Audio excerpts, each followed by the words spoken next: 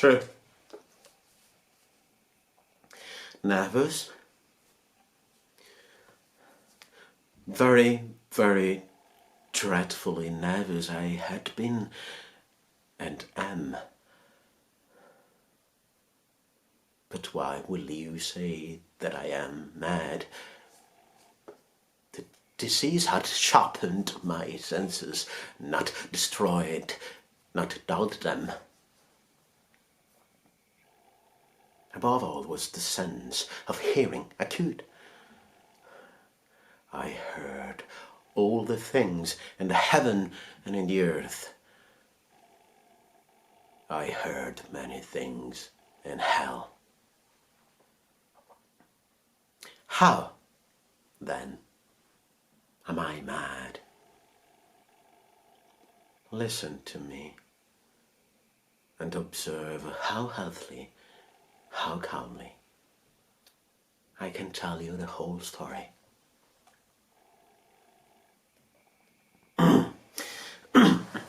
It is impossible to say how first the idea entered my brain.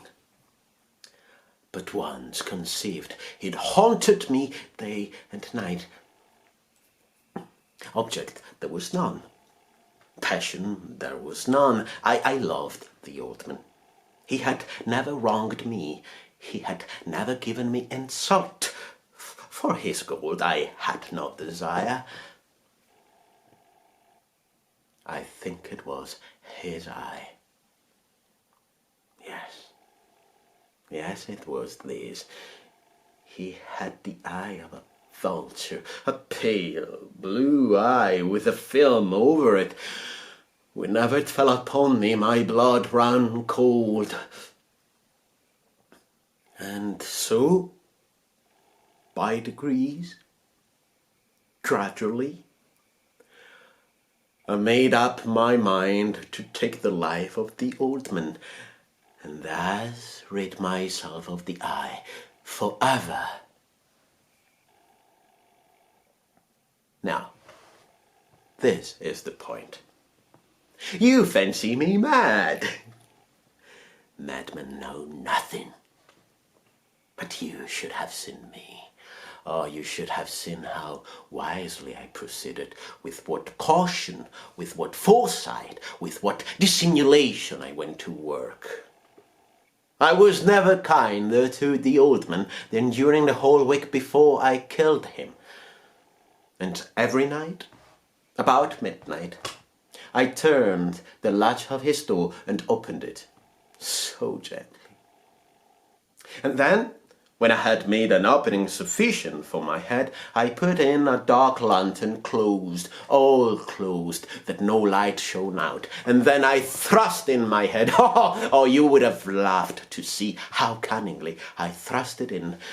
I moved it slowly, very, very slowly, so that I might not disturb the old man's sleep.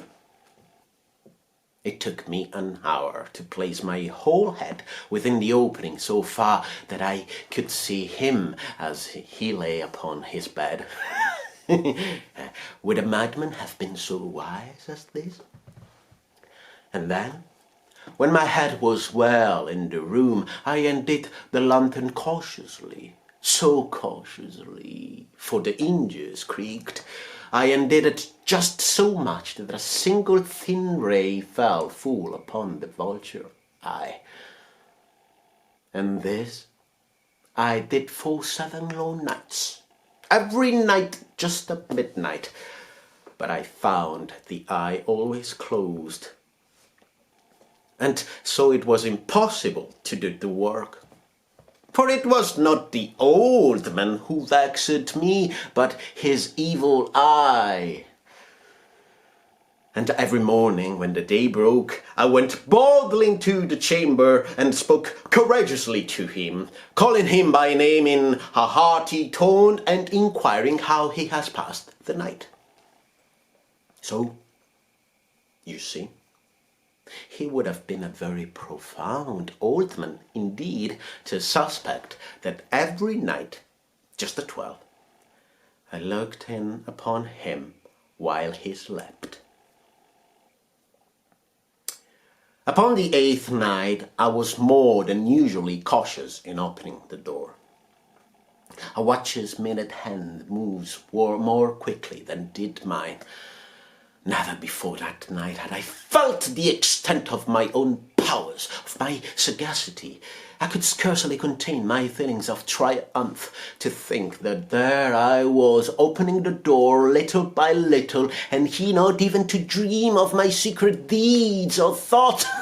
I fairly chuckled at the idea, and perhaps he heard me, for he moved on the bed suddenly as if startled.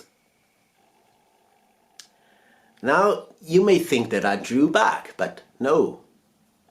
His room was as black as pitch with a thick darkness, for the shutters were closed fastened through fear of robbers, so I knew that he could not see the opening of the door, and I kept pushing it on steadily. I had my head in, and was about to open the lantern, when my thumb slipped upon the tin fastening, and the old man sprang up in bed, crying out, "Who's there?" I kept quite still and said nothing.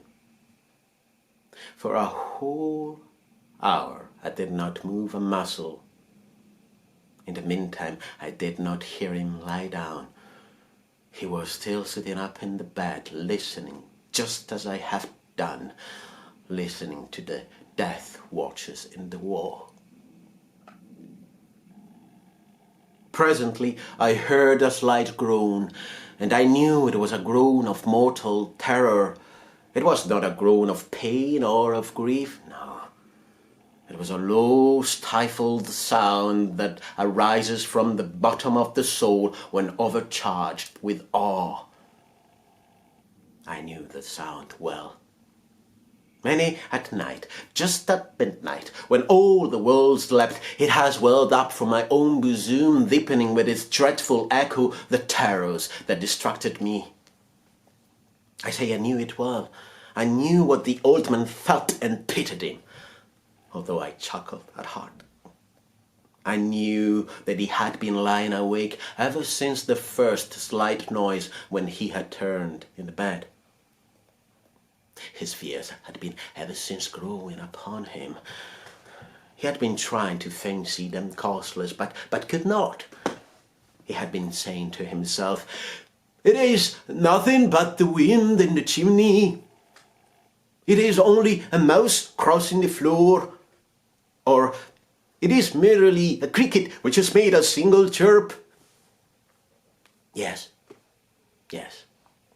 He had been trying to comfort himself with these suppositions, but he had found all in vain.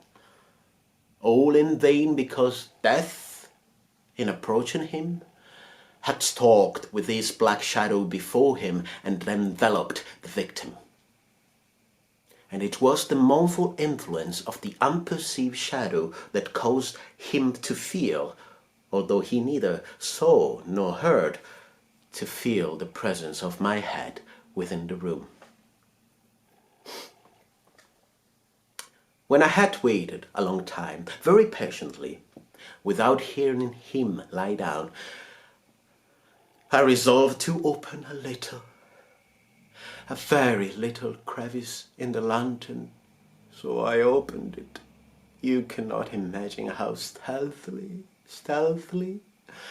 until at length a simple dim ray, like the thread of the spider, shot from out the crevice and fell full upon the vulture eye. It was open, wide open, and I grew furious as I gazed upon it. I saw it with perfect distinctness, all a dull blue, with a hideous veil over it that chilled the very marrow in my bones.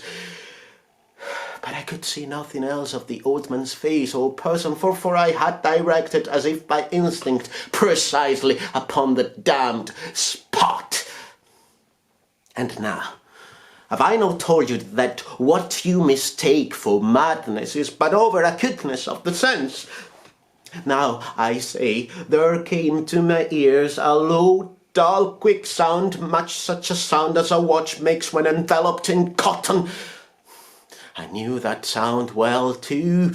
It was the beating of the old man's heart, and that sound increased my fury, as the beating of a drum stimulates the soldier into courage. But even yet I refrained and stood still. I scarcely breathed. I held the lantern motionless. I tried how stealthily I could maintain the ray upon the eye.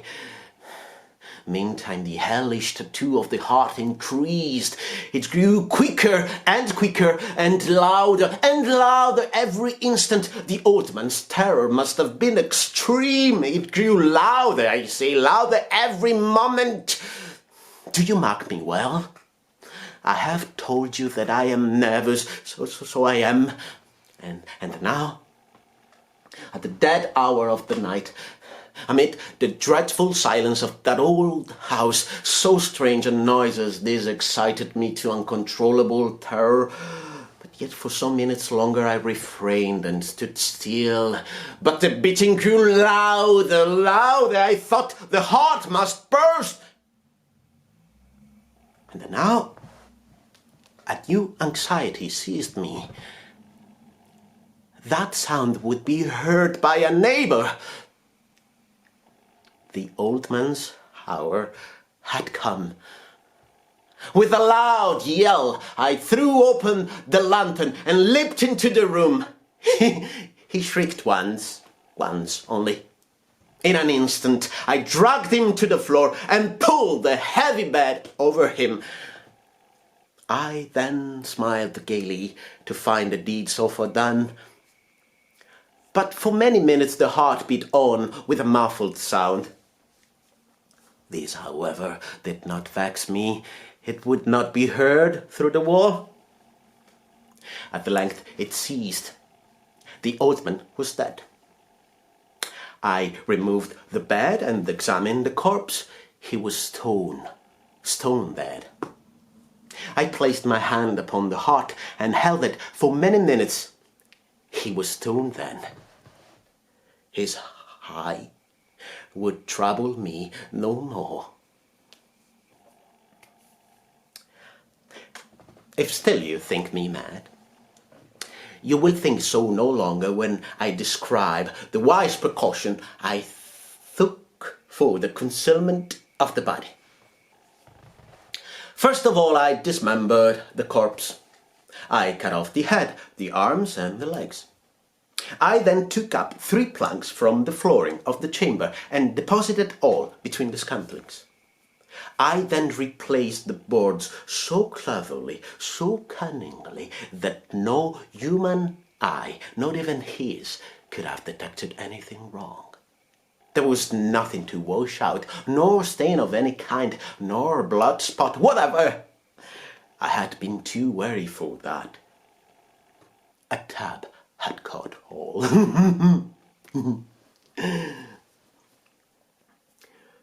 When I had made an end of these labours, it was 4 o'clock, still dark as midnight. As the bell sounded the hour, there came a knocking at the street door. I went down to open it with a light heart, for what had I now to fear? There entered 3 men who introduced themselves with perfect suavity as officers of the police. A shriek had been heard by a neighbour during the night. Suspicion of a foul play had been aroused. Information had been lodged at the police office, and they, the officers, had been deputed to search the premises. I smiled. For what had I to fear? I bade the gentleman welcome. The shriek, I said, was my own in a dream. The old man I mentioned is absent in the country. I took my visitors all over the house. I bade them search well. I led them at length to his chamber. I showed them his treasures secure and undisturbed. In the enthusiasm of my confidence, I brought chairs into the room and desired them here to rest from their fatigues, while I, myself, in the wild audacity of my perfect triumph, I placed my own seat upon the very spot beneath which reposed the corpse of the victim. The gentlemen were satisfied. They were really pleased. They sat, and while I answered cheerily, I chatted of familiar things. But ere long I felt myself getting pale and wished them gone. My head ached, and I fancied a ringing in my ears. But still they sat and still chatted. The ringing became more distinct. It continued and became more distinct. I talked more freely to get rid of the feeling, but it continued and gained definitiveness. Until at length I found that the noise was not within my ears. No doubt I now grew very pale, but I talked more fluently with a heightened voice, and yet the sound increased. What could I do? It was a low, dull, quick sound, much such a sound as a watch makes when enveloped in cotton. I gasped for breath, and yet the officers heard it not. I talked more freely, more vehemently, but the noise steadily increased. I arose and argued about trifles with a high key and with violent gesticulations, but the noise steadily increased. And why would they not be gone? I paced the floor to and fro with a heavy stride, as if excited to fury by the observations of the men, but the noise steadily increased. Oh God, what could I do? I foamed, I raved, I swore, I swung the chair in which I had been sitting and grated it upon the boards, but the noises steadily increased and arose over all. It grew louder, louder, louder, and still the men chatted pleasantly and smiled. Was it possible they heard not? Oh, Almighty God, no. They heard, they suspected, they knew, they were making a mockery of my horrors. This I thought and this I think, but anything was better than this agony. Anything was more tolerable than these derisions. I thought that I must scream or die. And now, here, again, louder. Villains, dissemble no more. I admit the deed. Tear up the planks. Here, it is the beating of his hideous heart.